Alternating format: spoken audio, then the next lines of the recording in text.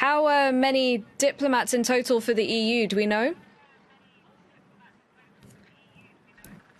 I think it should be around for the EU something like 20. 14 is, of course, half of EU member states.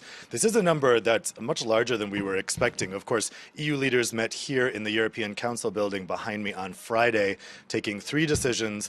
One was to issue a strongly worded condemnation of Russia. 2 was to recall the EU's ambassador to Russia.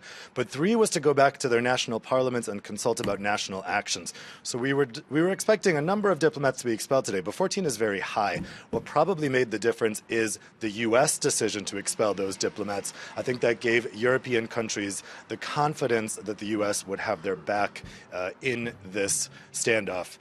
So people here in Brussels are quite taken aback that this came so quickly. And of course, as Donald Tusk said in his statement just now, we can possibly expect further action later this week. What might that look like, further sanctions?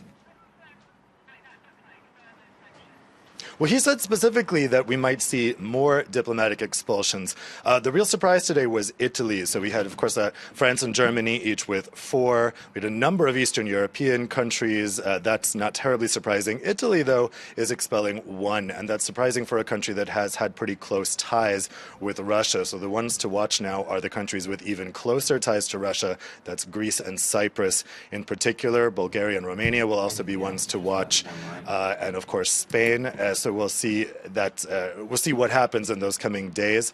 Other actions could include maybe pushing for further sanctions. Of course, EU leaders were not willing to explore the prospect of increasing sanctions on Russia for their annexation of Crimea last week. But now with this very strong action by the United States, they may be emboldened to do so. So we'll see what might come in the next days.